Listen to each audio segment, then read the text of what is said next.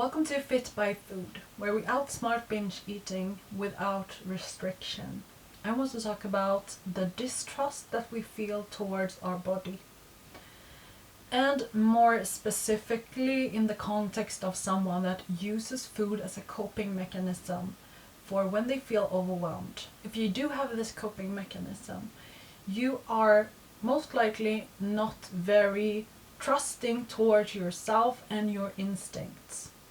You have the power struggle of wanting to control your relationship to food, so you try to restrict the diet, you try to restrict your calorie intake, and then eventually you cave. And this does not show you that you are in one unity.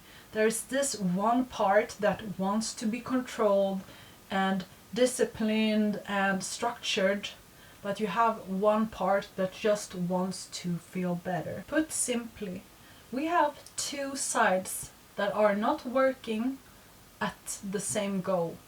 You have one side that is structured, disciplined, and restrictive, that wants to reach a certain goal. So maybe it is getting your dream body. Maybe it's losing a few pounds. And that is the structured, harsh energy. And then you have that voice inside that fixates on food, who feels like, poor me, I want to eat whatever I can, I just want to indulge, I want to have that snack, why can't I have that snack? And these two sides are not on the same page. They're contradictory to each other.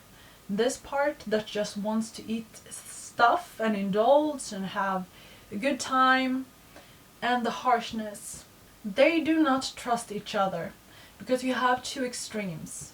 You really focus on the restrictiveness, the harshness, the discipline for a few days, maybe even a few hours, and then the other part wakes up and starts to fixate on food.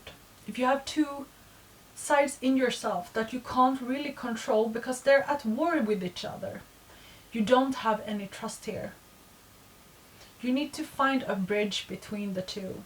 And what awakens this part, the more indulgent part, is through the body. The body realizes that it needs fuel, and the harshness is not allowing the body fuel because it's trying to control the calorie intake by willpower alone. So it puts this invincible law on top of the relationship to food. And the side that uses food as a coping mechanism does not like this, since the body's instinct is always to survive. If it's not getting the food that it's demanding or wanting, and if it's very used to always getting food whenever they want, the body wants, it will not be very comfortable with the feeling of hunger. So when the hunger comes, the mind might panic, and it will feel like this is about survival. We need food right now. And this becomes very mental. We start to worry about food, we start to feel unsafe, and if we were thinking logically, most likely you have reservoirs in your body to take from, because people can fast for a long period of time if we have water without dying. So the fear of dying is not very rational, but we still get that feeling.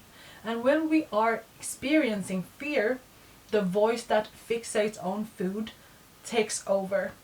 The control part doesn't have as much of willpower to use on the body anymore. So this side wins. If I would put this into the terms that I use here at FitByFood, I would say that the disciplined energy is your inner parent that is not very functional inside you at the moment. And the other part is your inner child that just wants to indulge and think of life in short terms. It just wants to have fun and indulge. And if they are at war with each other, and the extremes happen and they do not trust each other, we need to get them a bit closer to each other and have a more diplomatic relationship.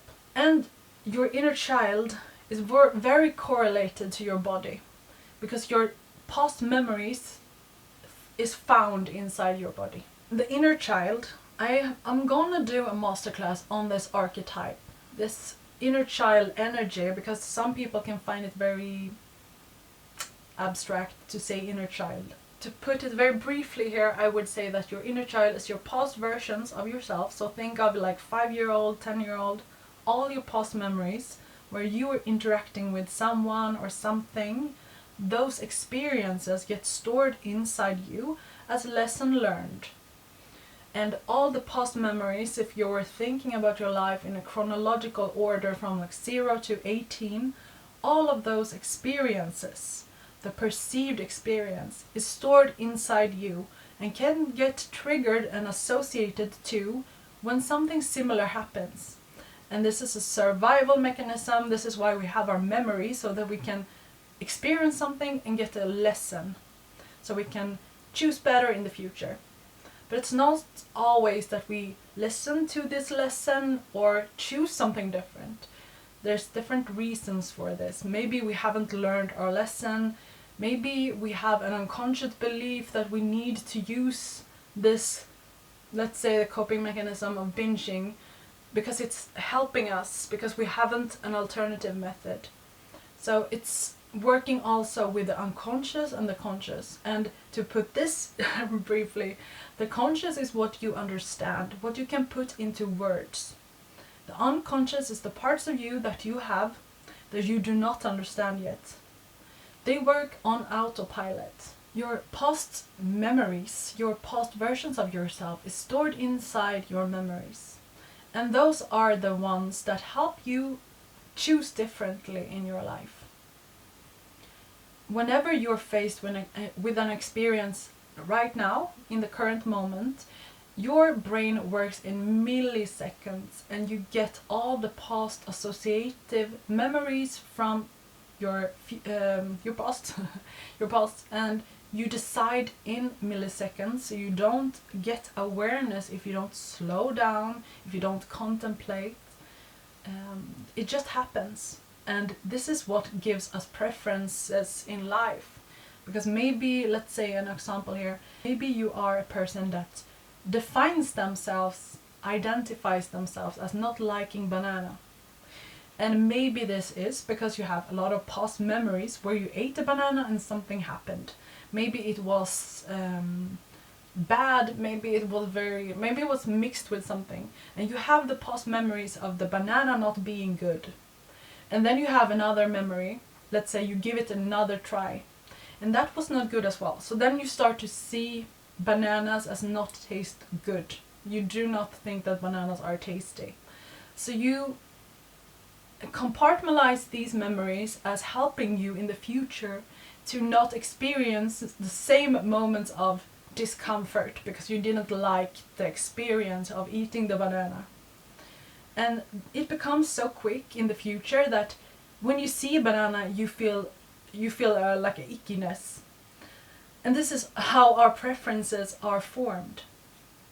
It happens so quickly, so unconsciously, that we don't realize why. The only thing we realize with our consciousness is that we don't like banana. And this is where the inner child, we could say that the inner child doesn't like banana. Because your past version of yourself, maybe you were 8 years old when the thing with the banana happened, and the inner child doesn't like banana. It doesn't trust banana. So it happens unconsciously. This means we could say also that your body doesn't like banana. It has those memories that makes the body feel not safe, not fun, not happy. So the body reacts to the banana in a way that's not preferable. You don't like it. In our context, we could put this into all of our past experiences with food, when we've had the discipline and the strictness, and then caving eventually because the body just wants food. It wants fuel. And then it gives you the associative memories of every time you binged in the past and it helped your feeling of hunger. And that will come up unconsciously. Your body will tell you this, and then it will awaken this inner child, all the past versions that used food as a coping mechanism, and the food will become the main goal.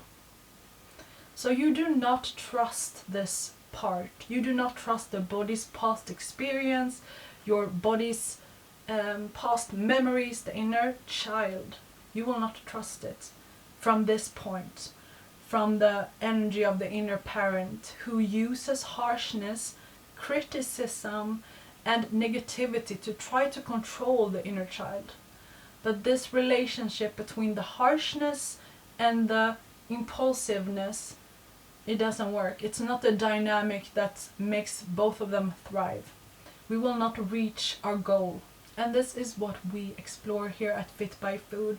And the first step is diet change. If you change to a high carb, low fat, plant-based diet, you can still binge, so you can humor the inner child. You can give her or him the food that they want to binge on, but you can make it a bit more responsible because you're choosing food that is good for the health and good for the body, and you will reach your ideal weight.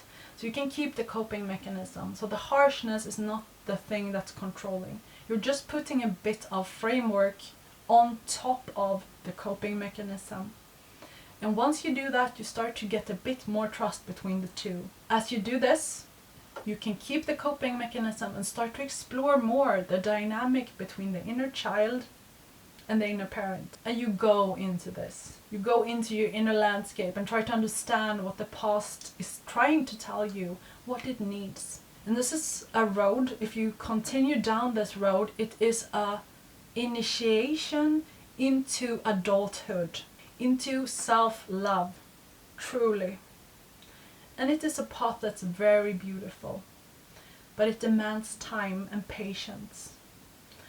And at FitByFood, I produce content to give you more awareness on this and give you a bit of guidance on how to move forward with this confusing and contradictive energy. So subscribe for more content like this, and remember, it is possible to get fit by food.